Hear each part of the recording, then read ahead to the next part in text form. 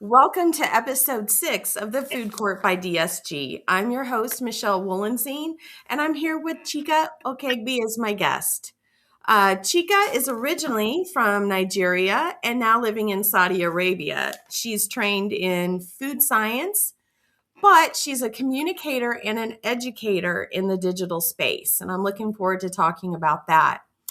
Before we get started, if you haven't followed the Food Court by DSG on YouTube, take a moment, subscribe so that you can receive notifications when new episodes are posted. So let's dive in. Chika, food safety is science, but how we practice it is deeply cultural. This conversation is not just about regulations and pathogens. It's about context, climate, religion, infrastructure, tradition, social media, and how all of that shapes the way people understand and practice food safety. So, this is not a comparison episode by any means. We are gaining Chika's perspective in this episode on a lot of perhaps misunderstandings or things that we're just not aware of that take place in different cultures. Welcome, Chika. Thanks Thank for you for having me. Yes, thank you for being here. Um, so let's talk about how you initially wanted to be a pharmacist. What pulled you into food science instead? Okay, thank you. Thank you for having me. Absolutely. Um, I initially wanted food science because the person I modeled at that point was a pharmacist. Mhm. She was late Professor Dora Akunyele. She championed the fight against fake drugs in Nigeria, and she was a pharmacist. So I just wanted to be like her because I like what she was doing with the area, trying to curtail the sale and distribution of fake drugs in Nigeria at that time. But then life happened, and then I found food science. And 1 year into food science, I discovered that not everyone would take drug every day, but we will all have to eat at every point in time to nourish ourselves to stay alive. So, and then that means until food causes more harm, and even at a more pace than drugs will do, because people won't take drugs every day. And so, the idea of wanting to go into pharmacy was for drug safety. And since I could do it in food science, so why not? And that's how I've been in food science. I found myself in food science. And I've loved it ever since then. You've loved it. That's great. That's great. Do you see a connection between fighting fake drugs and fighting unsafe food? Is there a connection? Definitely. No? Yeah, there's no connection. They're all the same. If you look at a drug that it's fake, you wouldn't know by just looking at it. The same thing with food. If a food is contaminated, you can't tell by looking at it. And so taking drugs or trusting food is just having that trust in a system that we don't see that this food is going to protect us regardless. And so if the system fails us, that means yes, would whether it's drug or food, it should still have that same effect, and that comes in as loss of lives and people's livelihood. So they're obviously seriously connected. Yes, you're right. You're right. Um, so currently you are in the digital space, right? You're very present on Instagram. Is that right? Yes. When did you realize that you had a voice that could impact the digital space? What made you decide to educate people on social media? Okay, thank you. Um, I was spending a lot of time on Instagram, and then I was seeing so much misinformation around food, and so much loud opinions that were not actually true. So and that stuck me. I was like, if people are this loud about what they're not sure of, that means I can come in and make sure I make things right. And that's how I started with. I noticed there was so much misinformation around food handling, food safety. It wasn't just culturally relevant to what we know. So I took that pain on myself and said, no, I have to change this. I first tried blogging. I tried Blogspot first. Mm-hmm. I was waiting because a typical Nigerian would not read a blog post. If Mm. we're going for blog, it's probably because we want to get a recipe. So it wasn't getting me that traction. And I saw there were so much food conversations happening on Instagram. So, and that's why I chose Instagram. And then I created Chicken Food Safe. And since then, I've been in front of everything that concerns food handling, food safety, wherever I see it on Instagram, trying to correct the perception, whatever opinion that have been said so much so loud that is not correct, trying to put out the right thing so that people don't make mistakes when handling their food. So Yeah, yeah. I've seen your Instagram. I think it's great how you approach it. When you find, you mentioned there's a lot of people talking about food on Instagram. How are you finding that? Is it by following influencers or through a hashtag? How do you find the people to educate them? Okay. Sometimes when I initially started, I follow some of these influencers, major influencers in Nigeria, to see how they think, how is their food handling practices, are they missing, and at that point, what I was doing was, if I see you doing it the wrong way, I'll leave a comment on your post, and then sometimes I look for hashtags, and then sometimes these blogs, because there's a lot of blogs that repost maybe contents that go viral, so it keeps showing up on my face, and those ways I see some of these things happening wrong, and then I try to tell you this is how you should do it and this is why you shouldn't do it this way.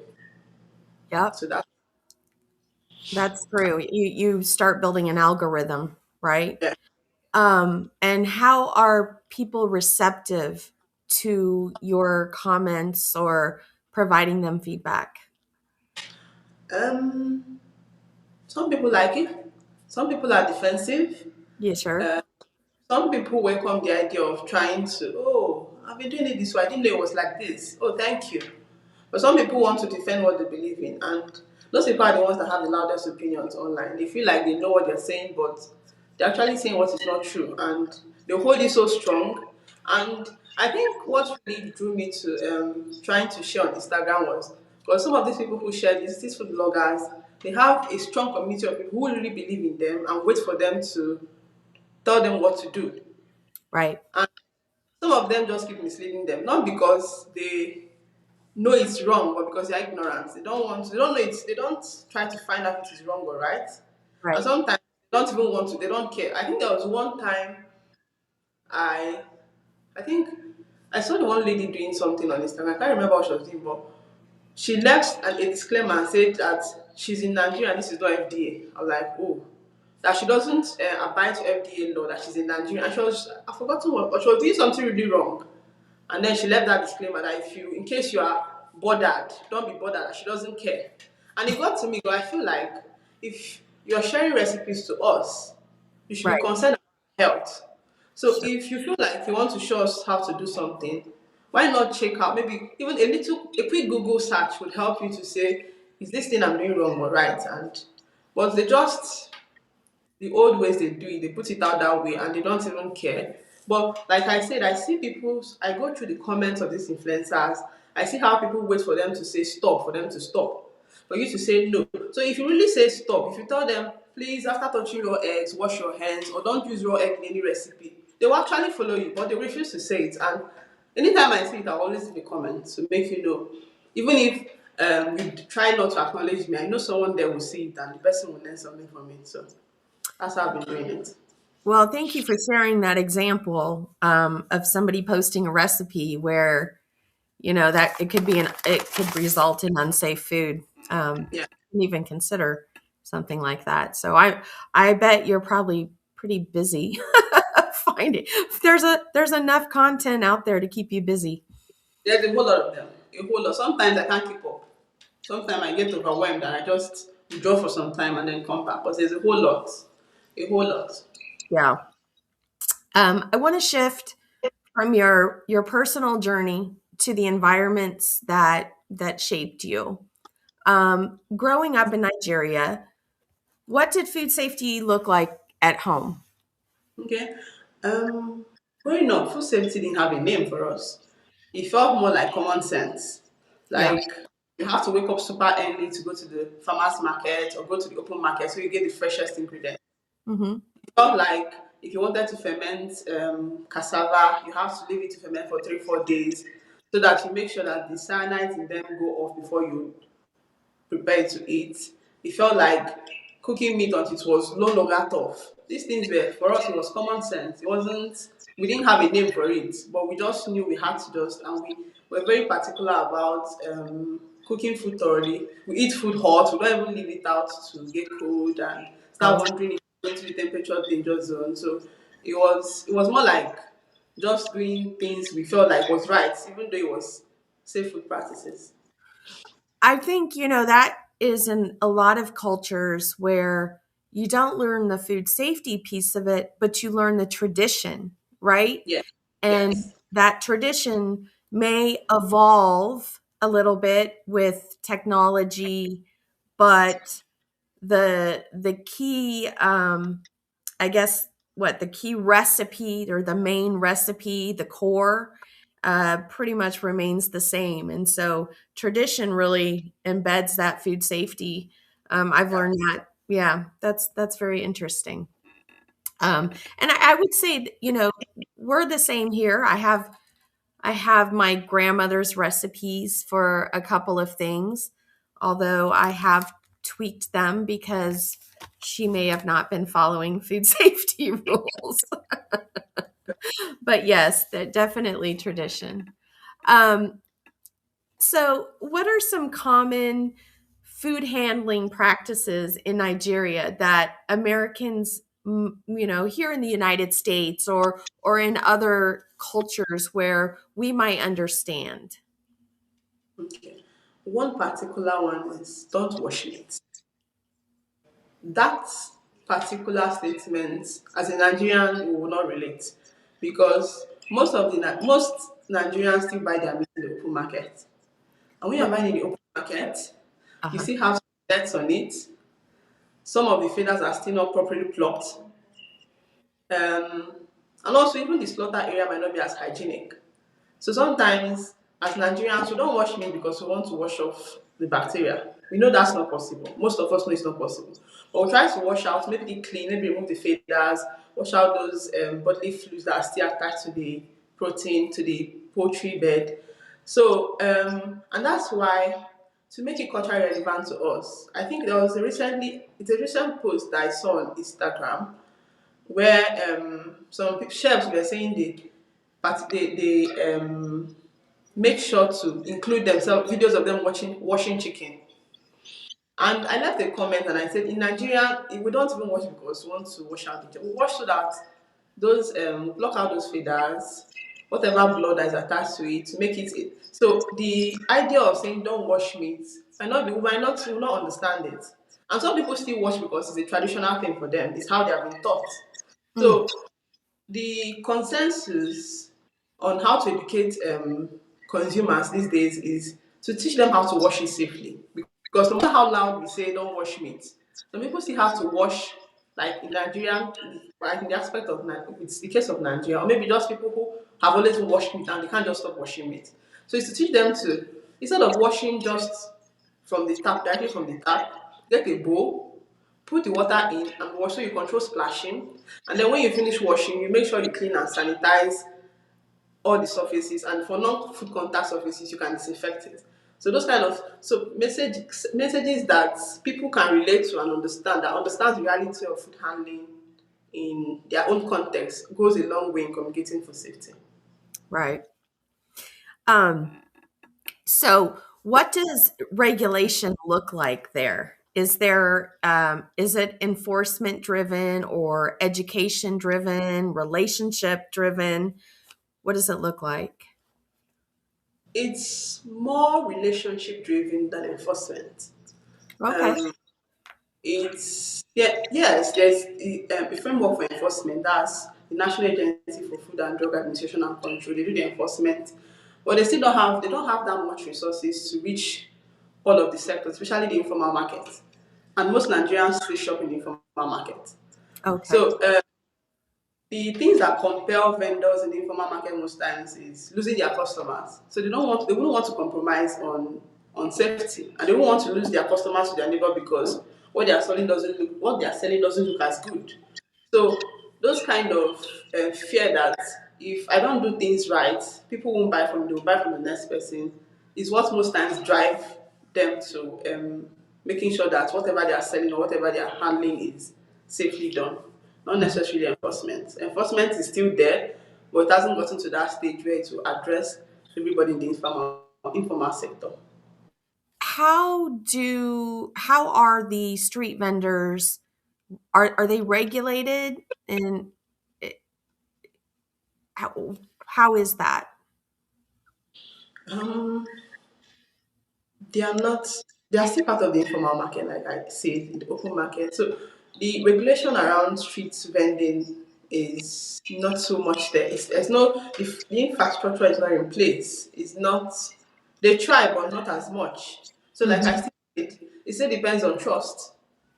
It's still the consumers that determine if probably I bought something from this vendor and I felt a certain way, I'll scream, and then whoever I see will say, please don't go there, this person is. And that's how food safety, street vended food, that's how they have been thriving. So nobody wants to have a bad review from a customer and then meet other customers. And that's one thing, things that drive food safety basically for them. Though some do have certifications on the wall, but Okay, not much. right. Understood. Yeah, no, that's fair. So it's really by customer satisfaction. Yes, yes, Okay, that's good. So now you're living in Saudi Arabia, right? And yes. that's a completely different system. Um, what's surprised you most about the food safety systems in Saudi Arabia? It's the fact that things are tightly regulated. There's so much regulation. They are There, big on regulations. It's not as from where I'm coming from. They are big on regulation. So especially their regulations around halal. So it's a big thing. They yes. are serious about it, and it's in everything they do. So it's big inspections, certifications. You have to get your papers right. If Mhm. not, you'll be closed. And so they are very much strong when it comes to the structures. Yeah. Okay. How long have you been in Saudi Arabia? This would be my third year. And so, was it shocking to you when you came? When Yeah, you, it was. It yeah, was. It was happening to me. Yeah, I was shocked. It did shock me. Yeah. yeah, And here, for most, they don't have so much of. They don't. I don't think I've not seen lots of streets like street food. You have fast foods, not like street food in the open. No, you don't have things like that. You have lots of fast food because out. They eat out a lot. There are lots of park. People gather to share food. So there's so much communal sharing of food. So it's quite different. And is yeah, it? Is there a lot of sharing and a lot of communal food in Nigeria as well? not as much as I see here. Oh, okay, interesting. Not as much, yes.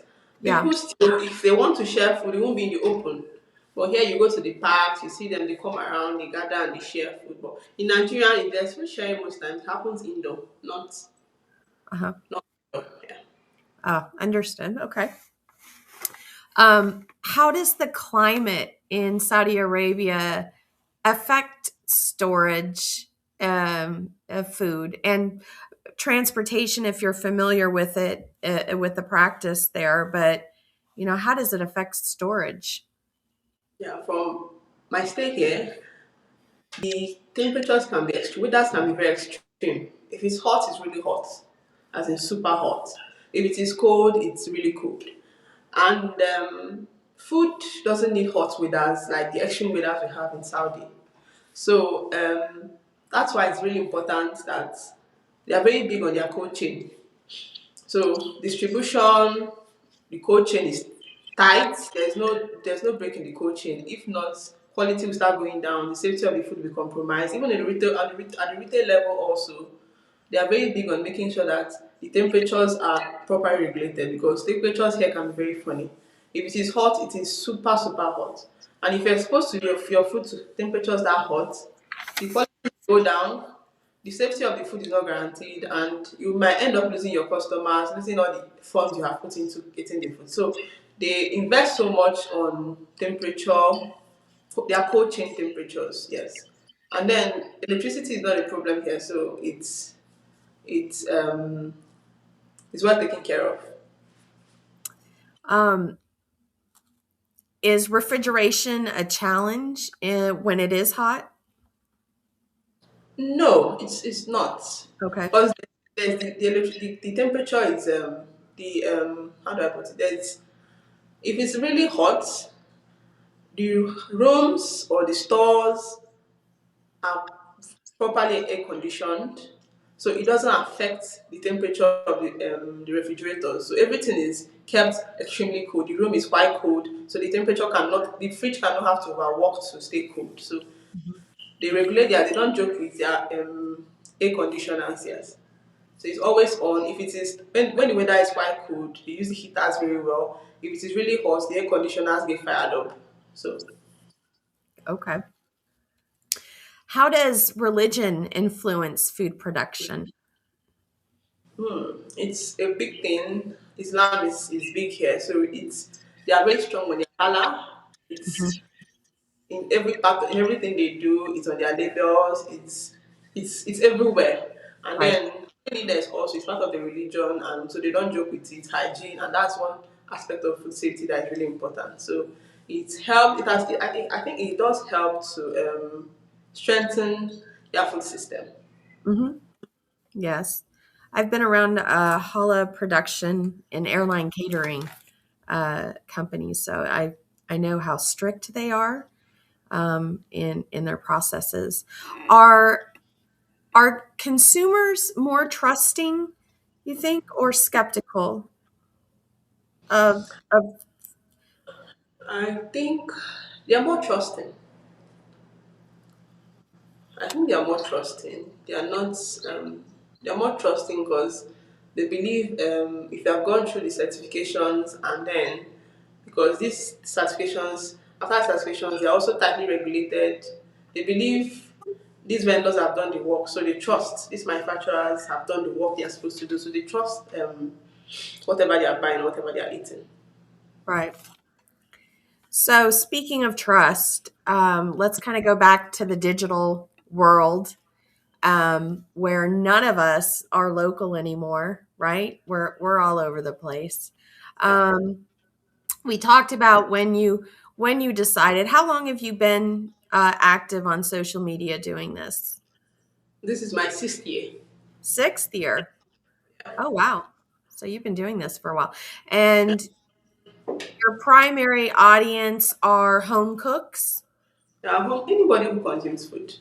Not I'm not in, I don't my target I don't I'm not targeting food professionals because they already know what to do. And that's why I'm not using this LinkedIn because people who know what to do are on LinkedIn. But people who really do food, who handle food, who interact with food, who sell food, they advertise their food online on Instagram. They don't do it on LinkedIn. And I want to be where they are. That's why I chose Instagram because that's where they have conversations. People there genuinely don't know what to do. They are clueless and they are looking for answers. Mm, So why, wherever they need those answers, they'll find me there. right. Um, what misinformation do you battle the most on social media? That would be. We have been doing it this way, and nothing has happened. Why should I bother? Mm, And yes, you have been doing it that way. I understand that. I understand that mindset. It's not easy for you to just from nowhere. I've been doing this, and then I'm telling you not to do it the other way. You should do it the other way. It's difficult to want to comprehend it, but sometimes food poisoning can be mild. Sometimes it can be deadly, mhm, and then sometimes it can just accumulate over time. And sometimes it might not be you. And the fact that you have been doing it 600 times this particular way doesn't mean the 61st time something might not happen. So, and that's why I try to understand. I don't just try to say stop. I try to understand where you're coming from, and then I'll meet you where you are and try to tell you why you should stop doing this, why you should rethink it, not just like making you fear. And I Right. try to understand that this is wrong and this is why it's wrong. And I understand that this is how I've been doing it, but can you try this way? Yeah, So that's a great approach. We have businesses here with sometimes that same attitude, or a lot of people, right? And some of them are in the food business and some are not, but it's we've always done it that way, and nothing's ever happened. And things evolve. So, like you said, but your approach is great. Not just telling them to stop, but explaining the whys, right? Do you ever feel tension between being accurate and being engaging on Instagram? yeah, a whole lot of time. Yeah. People on Instagram, people cherish the simple way out, and science is not simple.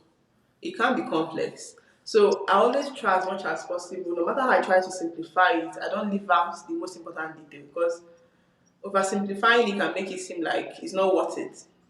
And there are so many oversimplified opinions that people feel like that's the right thing on Instagram. So it can be tricky, but I always find a way around it. But it's not easy because science can be bulky, can be a whole lot.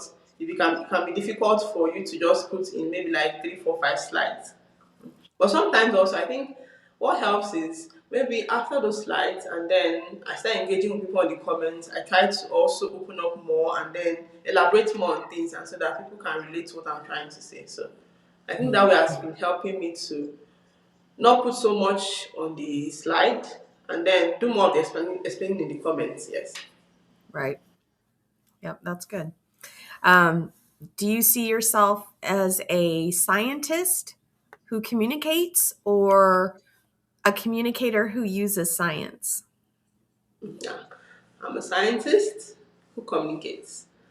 Um,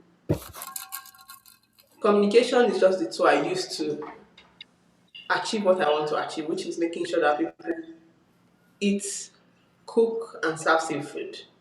So, Mhm. and I believe in this time and age, as a scientist, having the communication skill is quite important because science shouldn't just end in peer-reviewed journals. It should be in those spaces where people understand it. If I do a research and it ends up on the shelf in the library or maybe just online on Google Scholar, nobody understands what it means.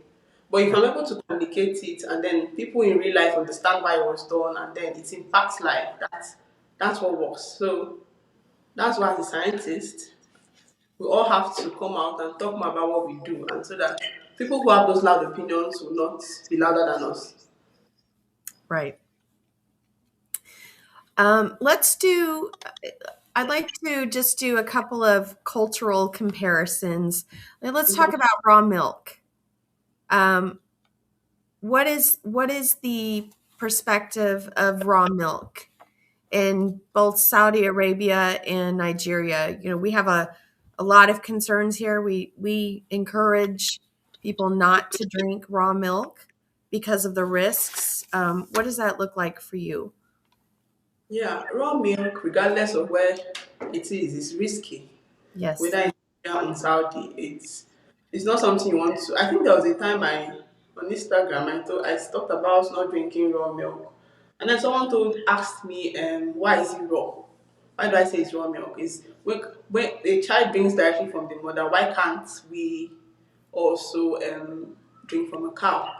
And I explained to her, I told her that some of these animals, if they have any sickness they are battling or they had before they was milked, if you take it in, you can also contract some of this. And that's why you have to heat treat it first.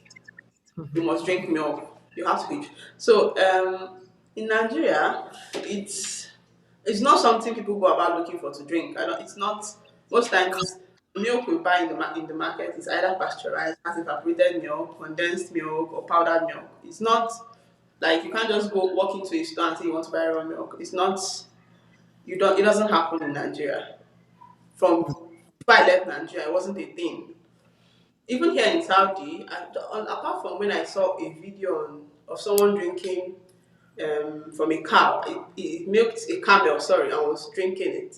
I don't think going around, I've not seen them any store where they sell raw milk. Mm. So if whole milk that I see in the stores are all pasteurized, they're labeled pasteurized. So I think it's a global consensus that raw milk is dangerous and nobody should go about drinking it for whatever reason. Some people say it's nutritious, it is natural. Natural doesn't mean it is safe. Hmm. There are Fair. lots of things that are natural and very toxic. So you Yeah. don't go about saying because this is natural, it's nutrient dense. If it's nutrient dense, you don't have to get all your nutrients from one particular food. I don't believe in that my school of thought. And that's why we should eat a whole lot of different things. So that they say raw milk is more nutritious than pasteurized. That some of the if you treat it, it loses some of the nutrients. It doesn't make sense. If you drink milk and go about and eat maybe a veggie, you complement whatever you lost by pasteurizing the milk. So raw milk, no. Pasteurized milk, yes. Anywhere you are.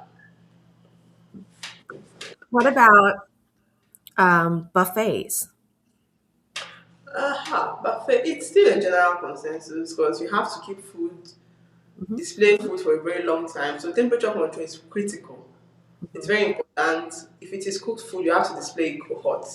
If it Right. is cooked food, if it's a salad, you don't have to go and keep it under the sun or maybe where you keep your cooked food. It has to be displayed cold. So it's a general thing everywhere. Um, what about leftover food that is food reused, cooled and reheated and reused if it's Yeah, not served? Is that totally yes. In so many Nigerian homes, yes. And I think when I started chicken, so that was part of the mindset I tried to take people away from. That if you don't have to go about reheating food over and over again. Best part, portion in small quantities so that once you reheat the food, you make sure you finish eating it at that one sitting, and then you don't have to reheat, defrost, put back in the fridge. It doesn't make sense. Nutritionally, it's not even safe. It's not nutritious because the more you reheat food, the more you denature whatever protein or whatever nutrients is in the food. So it's leftover here they do like I said, they do lots of eating out and fast food. And I see most times if they have leftovers, they don't take it back home. So they eat out a whole lot compared to where I come from in Nigeria. We most times eat at home. You cook your food and eat. Yes. So yeah. that I think leftover is really big a Nigerian problem, and the fact that electricity is also a problem. Not everybody has the luxury of having to power the fridge to make sure that the leftover is kept in the fridge. So it's those things try to slow down the pace at which people appreciate food safety.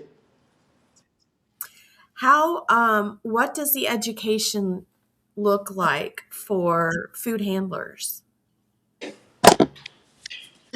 Yeah, it's getting better. Like when I started, that was 2020. There wasn't a whole lot of people who were certified in food safety, but these days it's like a bragging right. Most caterers, most people in food service, I see them is on their bio on Instagram, food safety certified. So it's people are getting serious about it. Compared to when I started 2020, it wasn't a conversation people were having. But Oh, okay. here I see people, even chefs, after taking these courses, they come about, you see them using their page to also promote food safety. Everybody's talking about it. If they see something wrong, they repost it, they scream out, they just give it the attention it needs. Everybody's giving food safety attention, a whole lot of attention, and that's good. And I think in the next, say, 5 years, we'll be very, very strong because the way they are appreciating it and the way everybody wants to know about food safety is really important. It's really impressive. So I'm very optimistic that education wise soon it will be and soon it's going to be we're going to be where we want to be so Do you see it becoming more of a requirement even for, say, street vendors? yeah I see it getting to that point, yes, with the Yeah. pace it is going. Yeah, I see it's going to be a thing for if everybody should have a basic knowledge of food safety. It's at least a basic knowledge, at least. Yeah. Then if you are big on the food service industry, then you should get up to HACCP. But I see it getting to that stage because, yeah.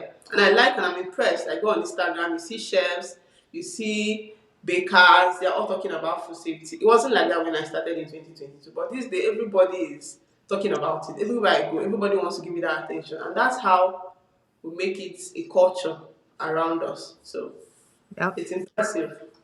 Yeah, that's great. That's good to hear.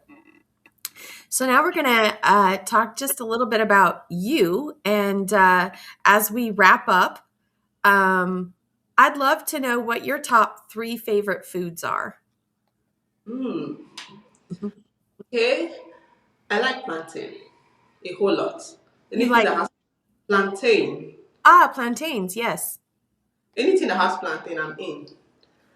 So, and then moving to Saudi, I think these days I like lentils. I'm loving lentils. I'm loving chickpeas, Okay. and then I love Nigerian jollof. Yeah. Yeah. Okay. That's good. If you could change one thing globally about how people view food safety, what would that be? Okay, I would want to make it less of a fear-based kind of messaging, but there's so much fear, Yes. and try as much as possible whenever I want to deliver my message to make it less of a fear-based kind of approach because it should it should not take that. I feel like fear making people fear or making people feel like they have to be paranoid to be able to doesn't it doesn't make it work. So if you can reduce that element of fear and focus more on telling them this is what you do, this because you love these people who you cook for, or Right. you cherish this your family members, you don't want them to go sick or go through any harsh realities of food poisoning. That's why you should do these little things. And I think that way, people would just openly just accept these new ways of doing things without even thinking too deep about it. So I feel like the fear, and there's a whole lot of fear on Instagram. There's a whole lot of fear online. Now, let me not say, okay, I spend more time Instagram. So a whole lot of fear. And sometimes what of the things they make people fear about are really half-baked truths, not really true. Right. Like I saw someone don't store onions in the fridge. Not store onions in the fridge. Does it? It's not the full story. Like if you store onions in the fridge, it's going to be poisonous. That's not why you don't store onions in the fridge. It's more of a quality defect, not really a food safety concern. And if you say not store onions in the fridge, okay, what if the person has a half-cut onions? What would they do to it? Would they trash it? Hmm. So the messaging is, and then they made it feel if you take onions that is stored in the fridge, you would get food poisoning. Oh, wow! So those kind of food poisoning is we need to make it. We need to make it as how do I put it? We need to throw more light on it. Yes, we need to raise a whole lot of awareness around it, but not at the expense of scaring people so Right. much. Yes. Yeah, So I think the element should come down a little. I agree. I think the educational approach with explaining why and also, you explaining if you don't want your family to get sick, right? And so I like that approach. There is a lot of fear out there, and people love to use fear to gain attraction or, Yes, to get or to engagement. me, Yes. or yeah. So I agree with you on that. What responsibility comes with being an influence in food safety? Mm. It comes with a whole lot because if you are trying to influence people's food handling habits, they put their trust in you. If you say do this and you are saying do this and you're not sure what you're telling them, and then something goes wrong, you will hold held accountable. So being an influencer, from my point of view, is you have to continually learn. It involves continuous education because things get every day there are new things, new findings, things keep evolving. So it's you have to continually be in that space where you have to continue learning, be stay curious. That this was said to be um, um, This was said to be a risk factor maybe 10 years ago. In 20 years, it might not be. So you have to keep updating yourself. Attend, like me personally, I don't joke with webinars. Anything that concerns food safety, you find me there. I take courses, I join webinars. I look for wherever it is and I join it. So it demands that you always be up to date on what's happening around the food space. Yes, it is constantly changing, Yeah. and you really can't step away from it.